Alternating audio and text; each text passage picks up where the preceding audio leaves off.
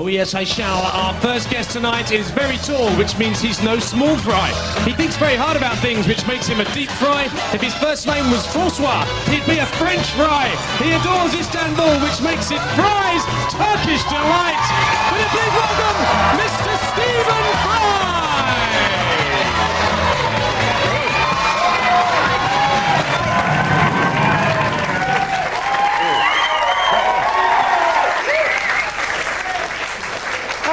Welcome to the show, Mr. Fry. Well, it's a great pleasure to be here. Do you find it very easy to sleep at night? Do you sleep easily? I did last night, but I spent all yesterday doing 6 episodes of Countdown. Sorry, I wonder what you said then. Yes. Okay. Were you any good? Were you any good at it? Well, you know, when you... Funny I wasn't a question, contestant, obviously. I was, Yes. what do they call it? A guardian of the dictionary. Yes. And if you have very little life, as I have, then you spend a lot of your time watching Countdown.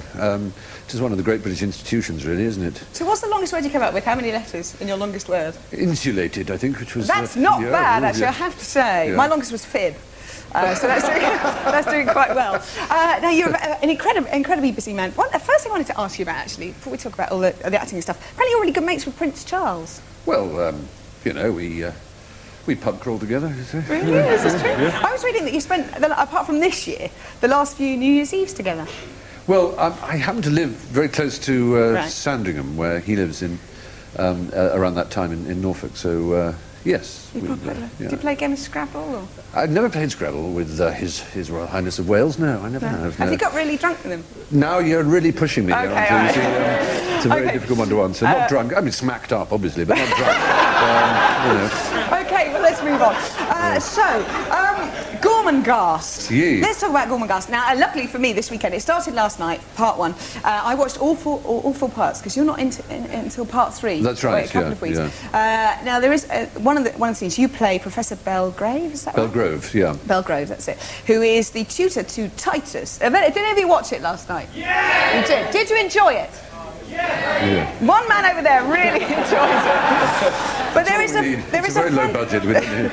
It's an incredible... You didn't understand it. It's an incredible cast. But one particular scene where you have all the professors, and it is just like a room of comedy genius, isn't it? Something at the Groundhog Club. And here you are in action as Professor Belgrove. What were you all doing in my inner sanctum? En masse, may I add? It's the young Earl, sir. He's gone missing. Supposed to be in your class, wasn't he? My class? Do you mean he wasn't? Oh, bless my soul. What do you suggest we do about it? I suggest? Why should it be I who does the suggesting? Stupid bugger. Doesn't get it, does he? Headmaster, what are we going to do?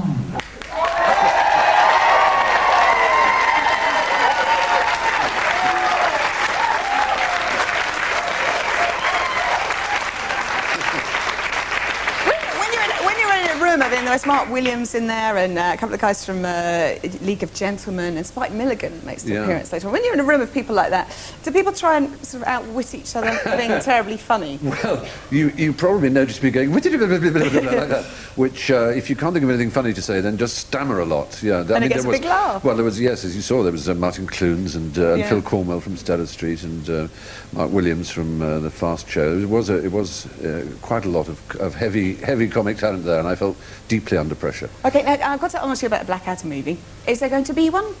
Maybe a movie sort of beyond the one that's in the well, dome. there was one in the dome at the moment, and it's something we talk about it whenever we kind of bump into each other. Is that often? Mates? It's a village, isn't it, really, showbiz, you know, and you might sort of see someone at the tobacconists and then in the pub round the corner the next day. We have great fun, as I'm sure people do who watch it, thinking what the next one ought to be. Yeah. There was a time when we had this idea that it should be set in the 60s with a sort of... where Rowan Atkinson the Blackadder character would be a manager of a band that was on the night after the Beatles were on at the tavern. You know, he just misses all the time. He's just enraged with bitterness, and the band drummer was bald and was called Rick, and so was known as Bald Rick. And that was about as far as we got, basically. But then we thought of the Russian Revolution one, which was quite nice. I mean, you know. We'll have to wait and see then. Wait and see. Okay. Now, you were in Footlights, which for anyone who doesn't know it was quite a posh sort of drama review society at Cambridge University. Is that the right way of putting it? Well, not posh, but it was well over 100 years old, and anybody who'd sort of liked doing comedy things there tended to join. I don't know. It's just something about Cambridge. I went there once, and it really scared me because it's a place of study, which tells giving. But we do actually have a clip of you in a review with some incredible people. You'll recognise a lot of faces. Stephen is standing at the back going bomb, bomb, bomb a lot. Have a look at this. God almighty. We promise you riches and prosperity, employment for the British working man. We promise you holidays in America, on exchange with the Ku Klux Klan.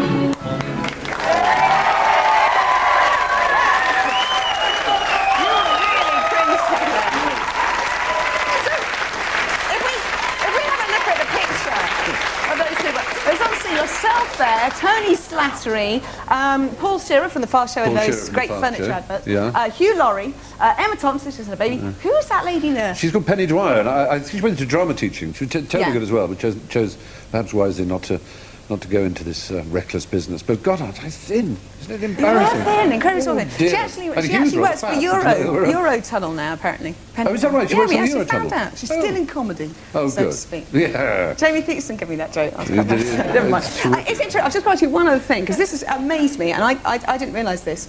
The musical show, Me and My Girl, I don't know if anyone ever went to see it. Anyone ever going to see Me and My Girl? Yeah? I mean, a lot of you are a bit cool, don't go to musicals.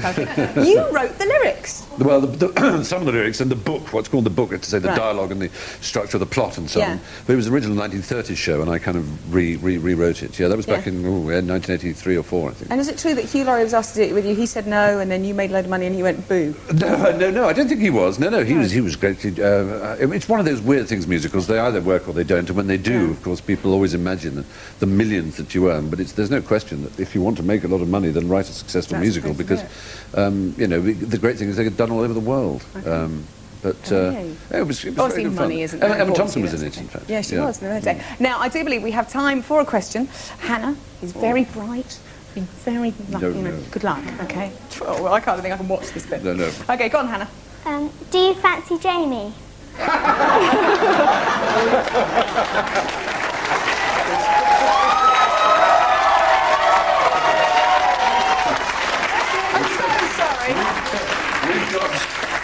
We've got two rather delicious Jamies. Jamies here today. Yes. We've got Jamie Oliver and we've got Jamie Theakston. Yeah. Do you fancy either of them? Well, they are both just about as gorgeous as you can get, aren't they? Excellent. Here we go. Stephen Oh, you little minx, Hannah, you little minx. Stick around. We'll talk some more. Stephen Priory, everybody.